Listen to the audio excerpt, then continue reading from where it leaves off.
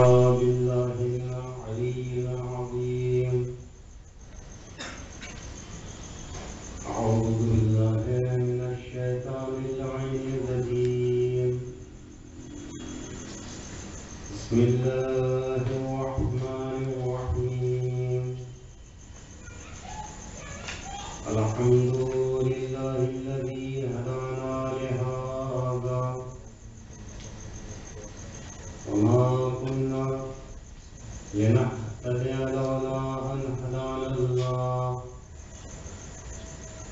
لقد جاءت رسل ربنا بالحق والصلاة والسلام على سيد المرسلين خاتم النبيين مولانا بالقاسم محمد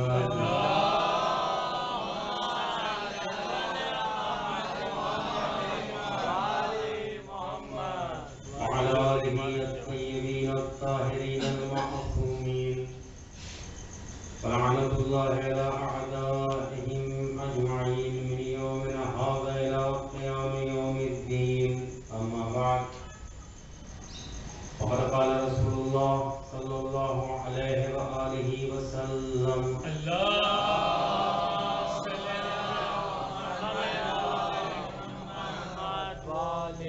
إن الحسين مصباح الهدى وسفينة النجاة صدق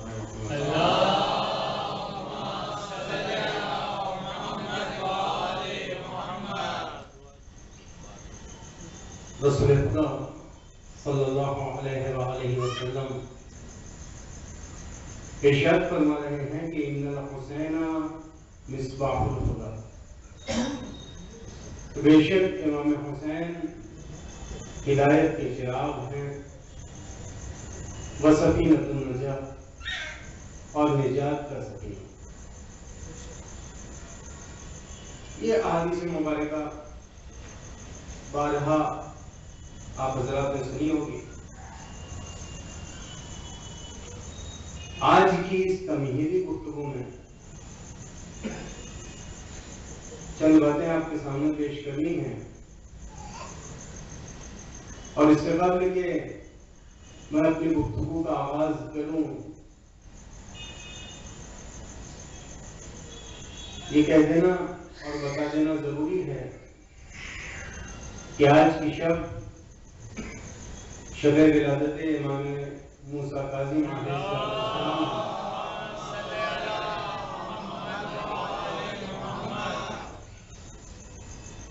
تو کچھ تذکرہ ایک 5 منٹ ہمارے ساتھ امام کے متعلق ہو جائے، پھر میں اپنے موضوع پر آ جاؤں گا۔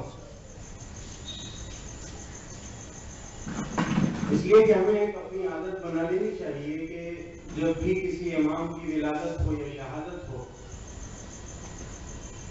تو تھوڑی بہت باتیں اس امام کے متعلق، اس معصوم کے متعلق ہمیں پڑھ لینی چاہیے یا سن لینی چاہیے۔ آج جس امام کی ولادت باسعادت ہے اس امام کا نام موسیٰ کاظم، نام موسیٰ، لقب کاظم۔ امامت کی 7ویں کڑی اور عصمت کی 9ویں کڑی۔ ان امام کو مختلف القاب کے ساتھ یاد کیا گیا، جس میں سے صرف ایک لقب آپ کے سامنے مجھے بیان کرنا ہے۔ امام موسیٰ کاظم علیہ السلام 7 سفر کو مقام ابوا میں جو مکہ اور مدینہ کے درمیان ہے وہاں پر رہا۔ والد کا نام جانتے ہیں آپ حضرات، امام جعفر صادق علیہ السلام۔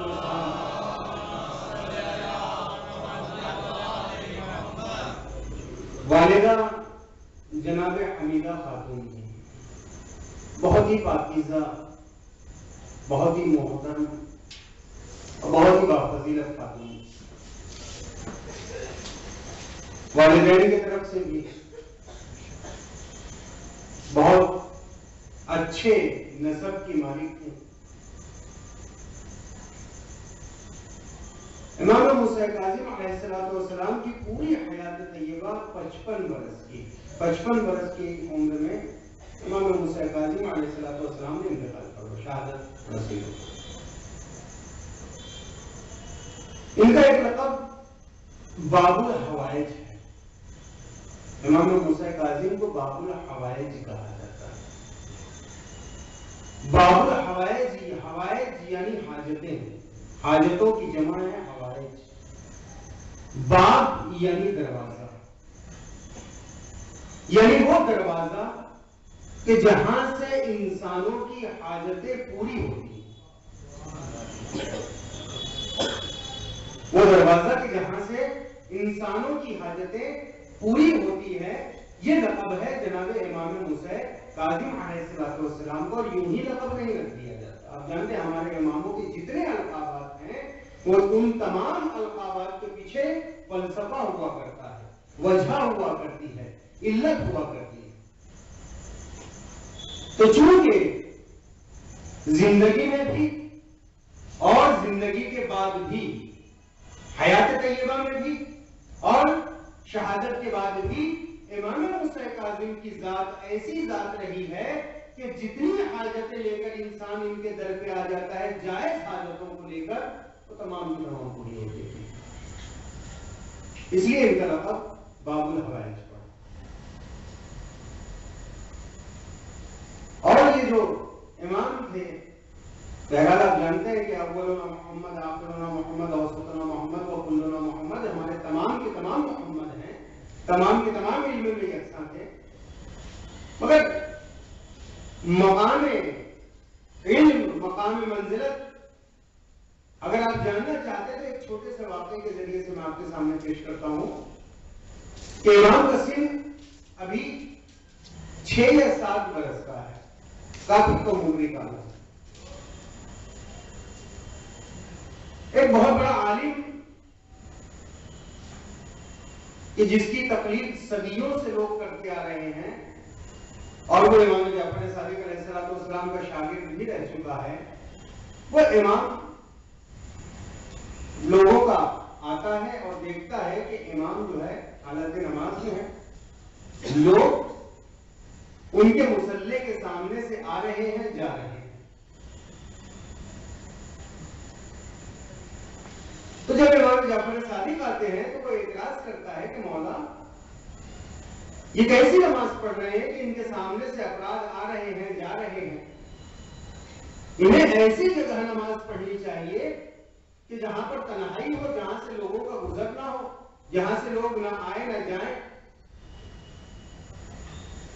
تو امام موسیٰ کاظم علیہ السلام کی یہ اعتراض اس شخص نے وارد کیا. امام جعفر صادق نے کہا کہ جس کا اعتراض ہے اس سے بیان کرو. کہے تو بچہ ہے چھوٹا سا، کہے پھر بھی آپ کا اعتراض اس بچے پہ ہے تو آپ بچے سے سوال کریے. وہ شخص امام موسیٰ کاظم سے متوجہ ہو کے کہتا ہے کہ آپ نے جہاں نماز پڑھی وہاں پر لوگوں کا آنا جانا تھا، لوگ آپ کے مصلی کے سامنے سے آ رہے تھے، جا رہے تھے، اور آپ وہاں نماز پڑھ رہے تھے. امام کہتے ہیں اس میں اعتراض کیا ہے، اس میں اشکال کیا ہے؟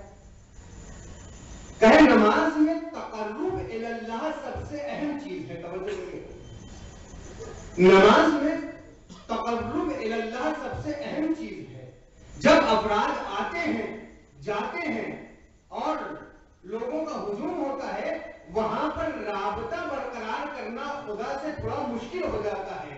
کیوں؟ اس لیے کہ آنے جانے سے انسان کی توجہ بڑھتی ہے، انسان پورے طریقے سے حضور قلب کے ساتھ جو ہے نماز کو ادا نہیں کر پاتا. تو اب امام نے اس کو جواب یہ دیا، ذرا جواب ملاحظہ کریے گا. جواب یہ دیتے ہیں کہ اے شخص یاد رکھ، توجہ اس کی خدا سے دور ہوتی ہے. توجہ کریے گا، امام نے کیا کہا؟ توجہ اس کی خدا سے دور ہوتی ہے جس کا خدا اس سے دور ہوتا ہے. توجہ اس کی خدا سے دور ہوتی ہے جس کا خدا اس سے دور ہوتا ہے. ہے، میرا خدا میری شہرت سے بھی زیادہ قریب ہے. یہ چھوٹا سا ہجوم کیا، اگر لاکھوں افراد بھی ایک ساتھ آ جائے تو میرے حضور قلب میں کوئی فرق نہیں پڑے گا.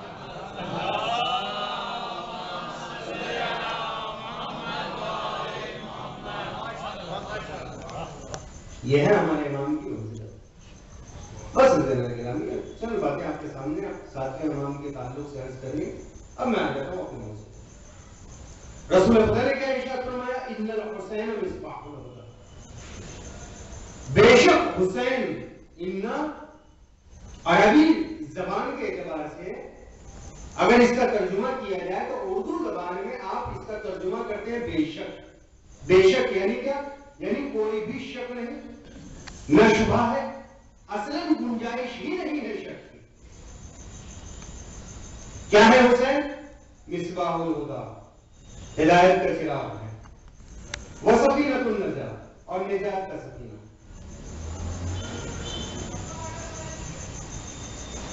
یہ جو احادیث مبارکہ ہے جس کو آپ نے ہزارہ مرتبہ سنا ہوگا، ذکر حسین کی ابتدا کرنے سے پہلے میں نے اپنا سرنامہ کلام اس حدیث کو پڑھا. یہ جو ذکر حسین میں نے کہا، جسے آپ ہر سال دہراتے ہیں، ایک اعتراض جو بارہا کیا جاتا ہے اور آپ نے بھی اکثر سنا ہوگا کہ یہ جو تذکرہ آپ ہر سال کرتے ہیں، خصوصاً ماہ محرم الحرام میں، یہ تو سال بھر ہمارا تذکرہ رہتا ہے، مگر خصوصاً ماہ محرم الحرام میں ہم یہ جو تذکرہ امام حسین علیہ السلام کرتے ہیں، کہتے ہیں کہ آپ یہ جو بار بار تذکرہ کرتے ہیں وہی مصائب ہیں جناب علی اکبر کے، وہی مصائب ہیں جناب قاسم کے، وہی مصائب ہیں جناب عمر محمد کے، وہی مصائب ہیں جناب حضرت عباس کے. آپ کئی صدیاں گزر گئی، اسی مصائب کی ہر سال تکرار کرتے ہیں، پڑھتے ہیں، گریہ کرتے ہیں. کہتے ہیں بار بار کی تکرار سے کیا خستگی پیدا نہیں ہوتی؟ کیا آپ تھکتے نہیں ہیں؟ کیا آپ اوب نہیں جاتے؟ اس لیے کہ انسان کی فطرت ہے. دیکھیے اعتراض فطرت کو آڑ بنا کے کیا گیا کہ انسان کی فطرت ہے کہ جب بھی کسی چیز کی تکرار بار بار کی جاتی ہے، اسی چیز کو بار بار ریپیٹ کیا جاتا ہے، دہرایا جاتا ہے، تو انسان اس سے اوب جاتا ہے، بور ہو جاتا ہے. کہتے ہیں آپ اسی تذکرے کو 1400 سال سے دہرا رہے ہیں، 1-2 سال کی بات نہیں ہے. پہلی کی بات بجا ہے، ہم کب سے دہرا رہے ہیں؟ 1400 سال سے دہرا رہے ہیں. آپ کے گھر میں آپ کے والد کا انتقال ہو گیا، خدا نہ خواستہ، موت برحق ہے، سب کو جانا ہے. ایک دن والدہ کا انتقال ہو گیا یا کسی عزیز کا انتقال ہو گیا. شروع میں آپ یاد کرتے ہیں، یہ یاد آپ نے دیکھا وہ فطرت انسانی ہے، دھیرے دھیرے کم ہوتی چلی جاتی ہے. پہلے تذکرہ زیادہ تھا، پھر تذکرہ کم ہوا، پھر اور کم ہوا. اسی طریقے سے تذکرے کم ہوتے جاتے ہیں. تو بہت قریب تھے ہمارے، لیکن ہم نے ایک محدود زمانے تک ان کا تذکرہ کیا، لیکن جب ایک عرصہ گزر گیا تو تذکرے میں کمی آ گئی. مگر لوگوں کا سوال کیا ہے؟ سوال دیکھیے، کہتے ہیں تذکرہ حسین میں ایسی خاصیت کیا ہے کہ آپ ہزاروں سال سے تکرار کر رہے ہیں؟ لگتے ہیں پریشان نہیں ہو. کہتے ہیں کہ تذکرے بہت ہیں، تذکرے بہت ہیں، بہت سے شہداء گزرے ہیں. آپ کسی اور کا تذکرہ کیجیے، ایک سال ان کا تذکرہ کیجیے، دوسرے سال دوسرے شہید کا تذکرہ کیجیے، تیسرے سال تیسرے شہید کا. تکرار مت کیجیے گا، فطرت انسانی کے مخالف ہے تکرار. تو اعتراض میں دلیل کیا بنائی ہے؟ فطرت. توجہ کریے گا، دلیل کیا ہے؟ کہتے ہیں انسان کی فطرت کا تقاضا یہ ہے کہ فطرت انسانی تکرار کو برداشت نہیں کرتی. میں کہوں گا اگر آپ نے دلیل فطرت کو بنائی ہے تو ذرا جواب سنیے گا. جواب کیا ہے؟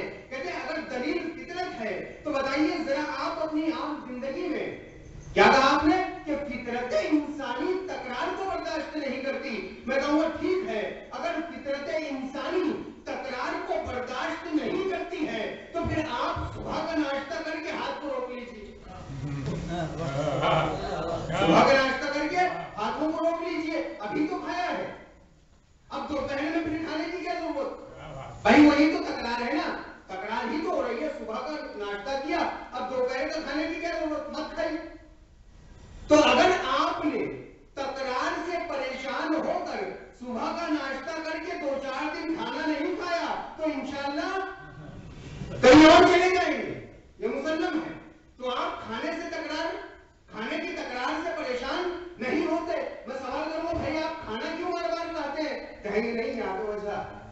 توجہ سنیے گا، میں اپنے پوائنٹ پر آتا ہوں، اپنے نقطے پر آتا ہوں. دیکھیے آپ جواب کیا دیں گے؟ وہ جواب یہ دیں گے کہ کھانے سے ہم پریشان نہیں ہوتے، کھانے کی تکرار سے ہم اوبتے نہیں ہیں. کیوں؟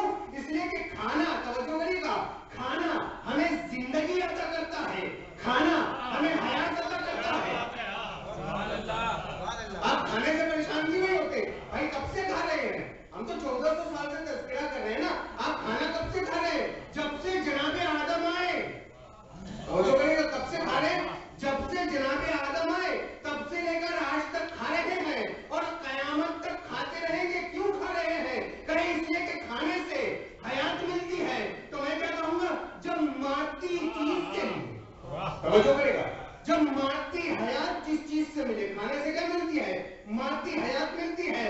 تو جس چیز سے مادی حیات ملے اس کا تذکرہ قیامت تک، تو ہمیں تذکرہ حسین سے روحانی غذا ملتی ہے.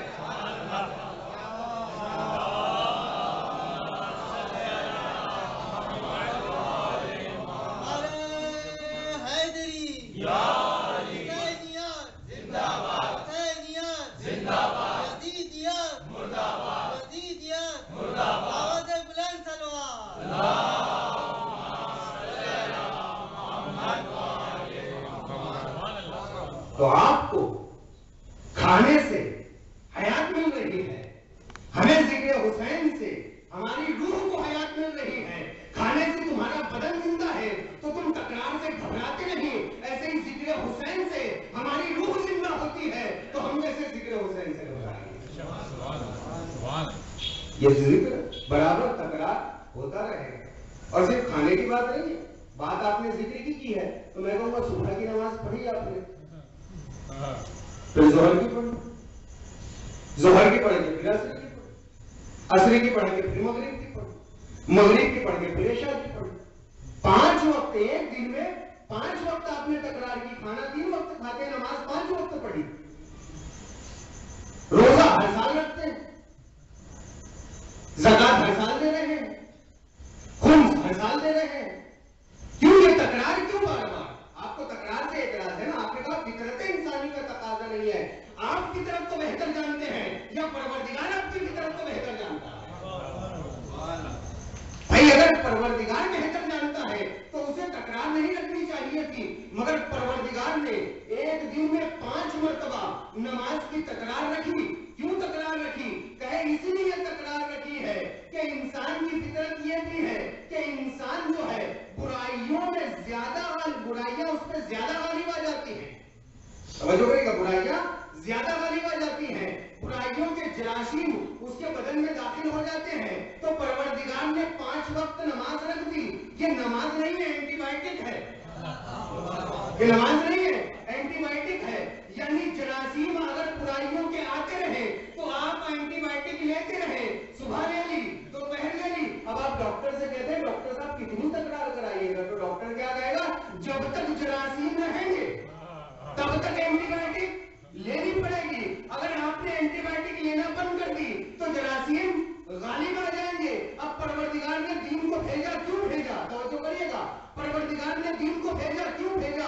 اس لیے کہ برائیوں کے جراثیم غالب نہ آنا پڑے. تو دین اینٹی بائیوٹک، آپ دین کو لیتے ہیں تو کیا کہتے ہیں؟ نماز پڑھی 5 مرتبہ، نماز 5 مرتبہ پڑھی. کیا کہا؟ اینٹی بائیوٹک ہے، جراثیم غالب نہ ہونے پائے. تو عزیزان گرامی یاد رکھو، اینٹی بائیوٹک کی بھی اقسام ہوا کرتی ہے. کچھ کبھی ہوتی ہے، کچھ ضعیف ہوتی ہیں نا, کچھ کبھی ہوتی ہے, کچھ ضعیف ہوتی ہے. جراثیم چھوٹے تو اینٹی بائیوٹک کا پاور کم, جراثیم بڑے تو اینٹی بائیوٹک کا پاور زیادہ. یہ ذکر حسین بڑھتا کیوں چلا جا رہا ہے؟ اس لیے کہ جیسے دین اینٹی بائیوٹک ایسے ہی ذکر حسین اینٹی بائیوٹک. تمہارے جراثیم جتنے بڑھتے چلے جائیں گے اتنا ذکر حسین بڑھتا چلا جائے گا.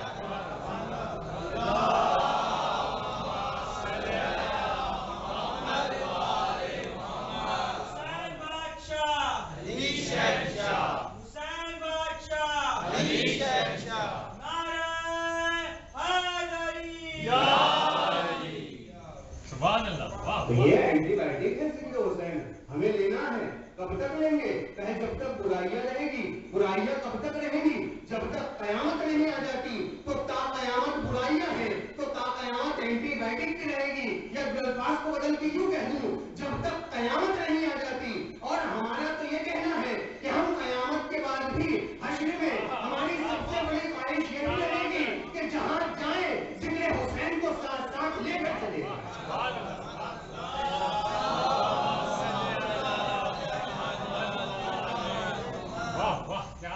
ذکر حسین ایک ایسی چیز ہے کہ جس سے ہماری روح کو غذا ملتی ہے. اب آپ دیکھتے ہیں 1 محرم سے لے کے 8 ربیع الاول تک ان کے چھوٹے چھوٹے بچے جن کو ابھی نہ سمجھ ہے نہ بوجھ ہے برابر مجالس میں شریک ہوئے, جوان آ رہے ہیں, بوڑھے آ رہے ہیں. تو دور سے دیکھنے والا اعتراض کرتا ہے کہ تم جاتے ہو وہاں ملتا کیا ہے؟ ایک ہی چیز ہے, وہی چیز ہے. تم نے بچپن سے وہی دیکھی. جب 2 سال کے تھے تو تمہارے والد لے جایا کرتے تھے, اپنے پیر سے چلنے لگے تو خود سے جانے لگے, پھر جوان ہو گئے, آج بڑھاپا آ گیا, تمہیں ملا کیا؟ تمہیں حاصل کیا ہوا؟ تم پہنچے کہاں تک؟ تو آپ کیا کہتے ہیں؟ دیکھیے ایک یونیورسٹی ہے, یہ کیا ہے؟ درسگاہ حسینی کیا ہے؟ یونیورسٹی ہے. ایک فرد کو آپ نے دیکھا کہ ایک بچہ ہے اپنے بغل میں کتابوں کو دبائے ہوئے روز جاتا ہے یونیورسٹی کے اندر. آپ اندر نہیں جاتے, آپ باہر سے دیکھ رہے ہیں. روز یونیورسٹی جاتا ہے بغل میں کتابوں کو دبایا, روز جاتا ہے, روز آتا ہے. سالوں گزر گئے. آپ نے جب اسے دیکھا تھا,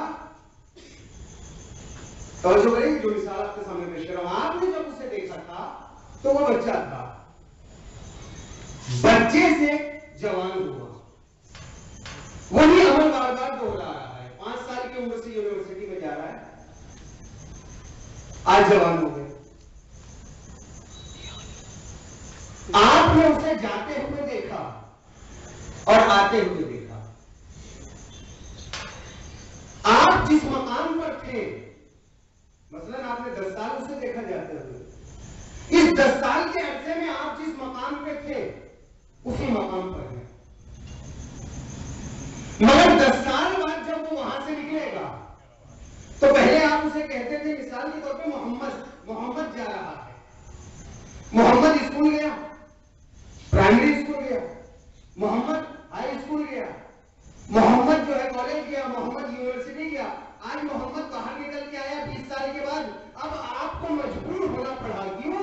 اس لیے کہ اس نے میڈیکل کالج میں داخلہ لیا تھا, وہاں سے پاس کر کے نکلا. پہلے آپ کہتے تھے جناب محمد, اب آج آپ کو کہنا پڑا ڈاکٹر محمد صاحب.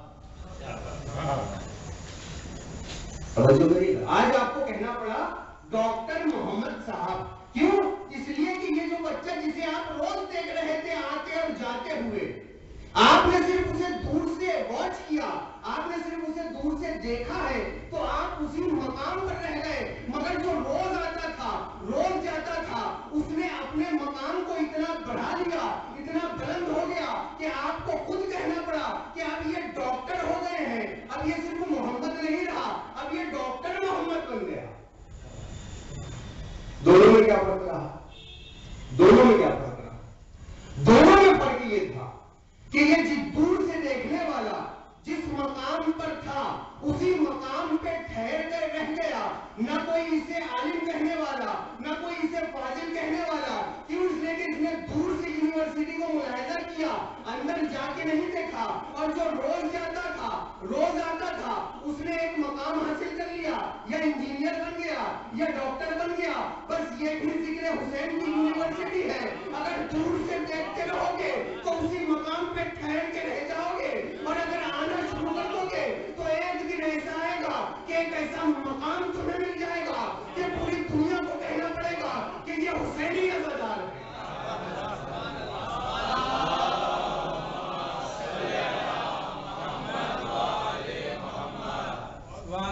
بہت آرام سے سن لیا آپ نے, حسینی عزادار کہیں گے کوئی بہت بڑا منصب نہیں ہے, نہیں ہے, اس کو ذرا غور کرو.